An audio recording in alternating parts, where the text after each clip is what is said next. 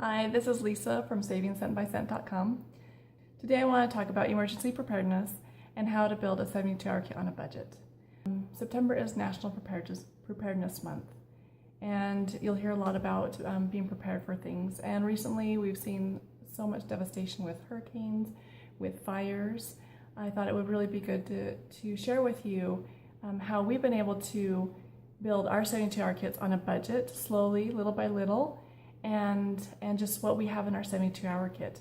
Now, for those of you who don't know, a 72-hour kit is a kit or like a backpack for each person in the house to be able to go 3 days without needing help. So you've got your food, water, shelter, personal hygiene items, the things that you would need for 72 hours for 3 days. And it will help you to get through an emergency if there is one, and until you're able to get help from someplace else. So the first thing to do is to get a backpack for each person in the household. So here's one of ours. Now we just picked up this backpack at a thrift store just for a couple of dollars. So it didn't cost us that much to just get a couple, some backpacks for everyone. Also, if there are school backpacks that are no longer being used, those will be great to turn into a 72-hour kit, and then that part is free. You don't have to go pick them up. The next part is food. You want to make sure to have enough food for each person for 3 days. And I want to give you some ideas of some easy food items to put into your 72-hour kit. Now, the food that you do put in there, make sure it's food that you'll eat, things that the children will like. And so here are some ideas, some of the items that we have. So right here I have a star-kissed tuna, so we've got some meat. Also peanut butter would be really good. I like to buy the peanut butter, the 18-ounce peanut butter, the small one, and I'll put that in. I'll buy a few of them, put one in each of my kids' 72-hour kits. That way they have something that they do like. Another thing is the little cans of Vienna sausages. Also, I buy some of these like Slim Jims, like beef jerky to throw in there, so that way we have some protein in our 72-hour kits. A couple of other ideas, Lipton cup of soups, top ramen, chicken and rice. Found these Bear Creek soups at the store, and I was able to find them on sale. So I picked up some of these because this is a just like easy, add water to it, and you'll be able to have a meal. And it looks like it serves 8. And so this will be able to feed our family for a meal. The other thing, like I throw in some granola bars because my kids like granola bars.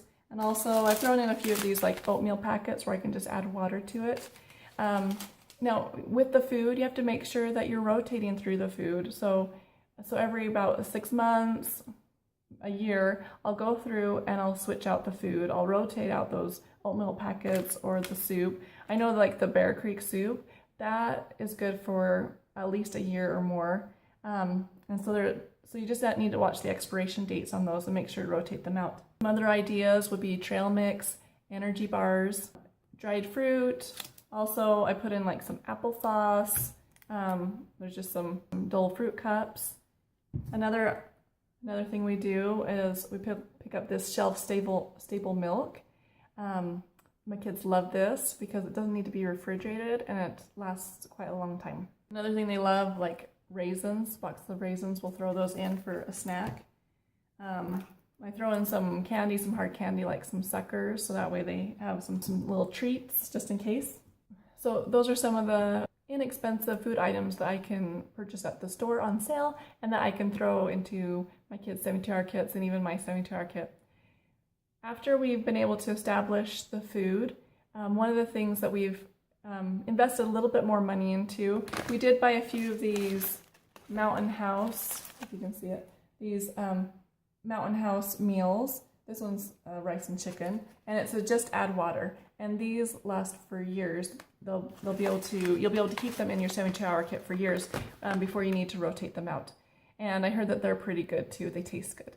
So those are kind of some of the basic food items. Just doesn't have to cost too much. You can just have something in the 72-hour kit to help you get through until you're able to get help or get back in your house or wherever it is that you need to go. So we talked about food.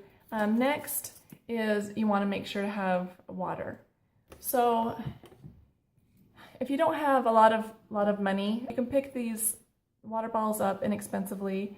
I have 3 to 4 water bottles in every 72-hour kit. It's recommended to have 1 gallon per person per day, and obviously you can't probably carry 3 gallons of water in your 72-hour kit, but I will throw in 3 or 4 of these, not too expensive to pick up.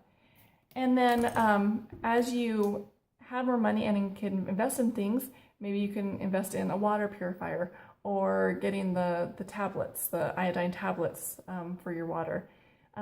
Also down in our basement, we have big 5-gallon jugs of water in our basement that we try to rotate through every year. Like I change them out every year.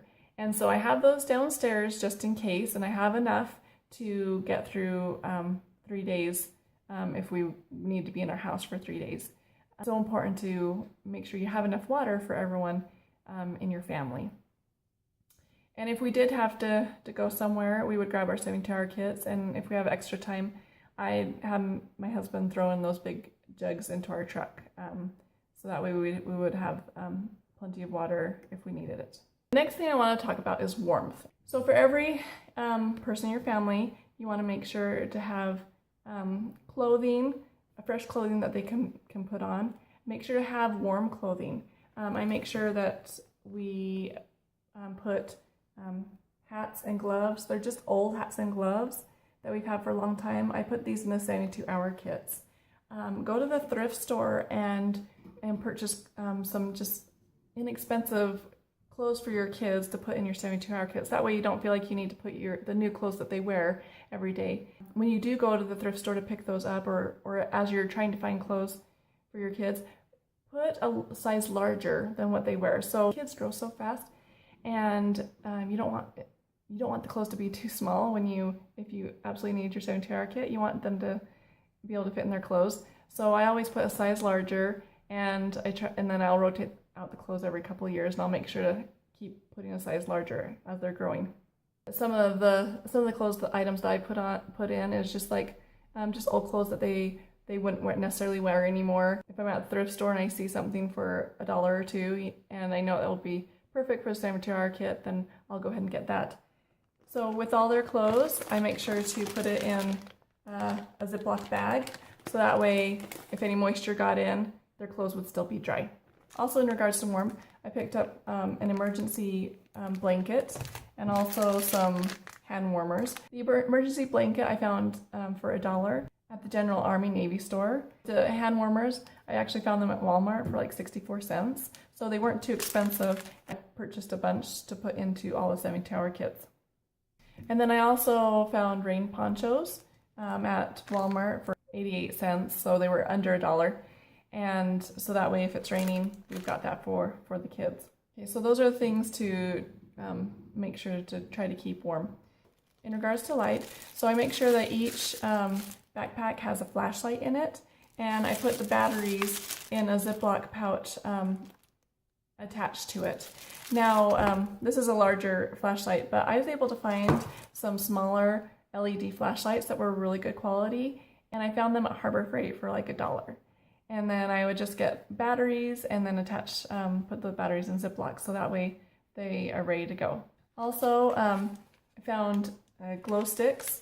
I make sure that all the 72-hour kits have glow sticks in them, and you can actually find glow sticks inexpensively, like at the dollar store, and just get those for the 72-hour kits. Other things that I found at the dollar store that are really good would be matches and also candles. So it doesn't have to cost too much to get the items you need to be able to have light for if it's dark. Some of the personal hygiene items that you would probably want to have in your 72-hour kit would be like a toothbrush, toothpaste, and floss. So I keep these items again in a bag. I also make sure I have deodorant in there. I just picked these up, like I was able to get them free from companies, or they're not too expensive just to grab it like at the dollar store. Also shampoo and conditioner. those, like if we stay at a hotel, like I'll get the extra shampoo and conditioner and all those little samples.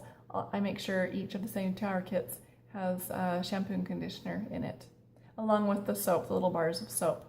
Other things to include would be lip balm, feminine hygiene products, hand sanitizer. You can find those inexpensively at like the dollar store.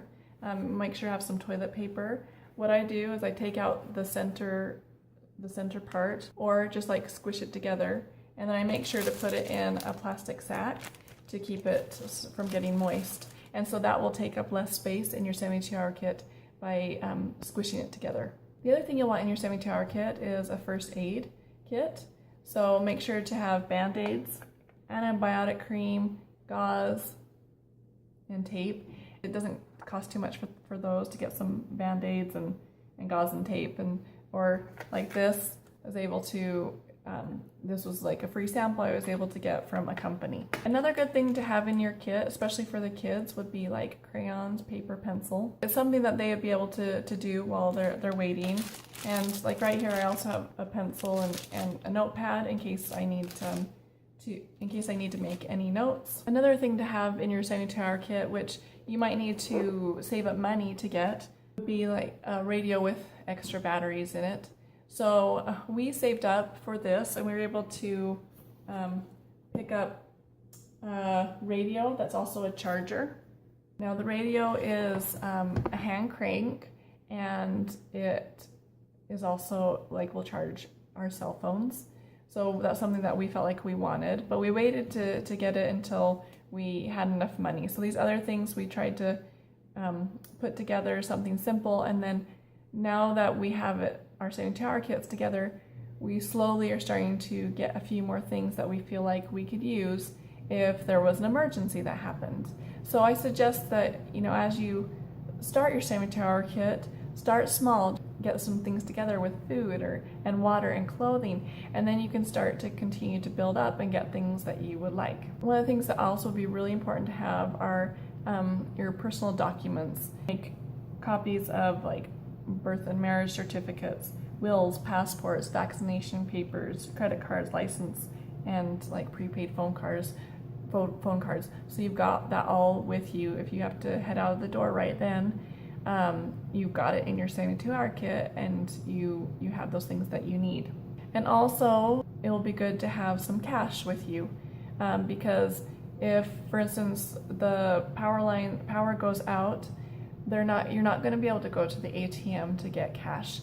You're not going to be able to pay for gas with your credit card, or to pay for food at the store, because the card machines won't work. So be sure to have some cash on hand that you can use in case of an emergency.